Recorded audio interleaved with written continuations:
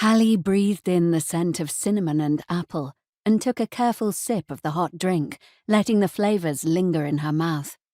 The taste reminded her of a winter festival day, her face almost numb with cold, gloved hands wrapped around a mug of spiced tea, huddled into her warmest clothes, for once not minding the press of people around her as they helped keep the cold at bay while they all watched whatever entertainment was available.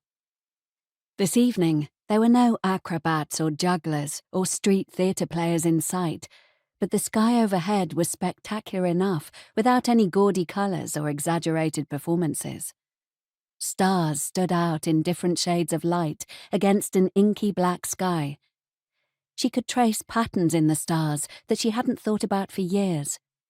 While her job as a skip tracer meant that she was often out and about in the city at night, she almost never had time to stop and look at the view, and it always took her by surprise when she did get a chance to look up and realize what a spectacular display was on offer from the streets of Low City. The sight of all those stars was a little bit of magic, a glimpse of something extraordinary that would fade when the sun rose.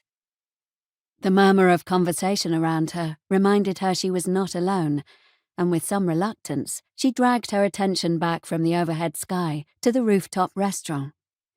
She'd crossed a lot of rooftops over the past decade, chasing fugitives, but this was the first one where she'd sat down for a meal. By careful arrangement of potted plants and woven screens, the restaurant owners had managed to create the illusion of privacy for every table.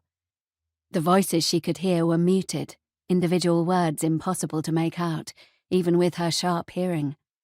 Like the other diners, Hallie and her roommate, Rosalia, were settled among giant cushions with woolen blankets available if they started to feel the night chill. Near the opening of the stairs which they'd used to access the roof, a pair of musicians were playing stringed instruments.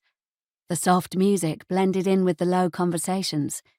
Even the waiting staff that Hallie had seen were wearing soft-soled shoes, making virtually no sound on the roof's wet surface.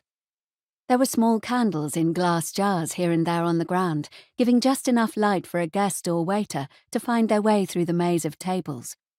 The whole effect made this the most peaceful place Hallie had been to in a long time. She could barely believe that there were at least 24 other people on the rooftop.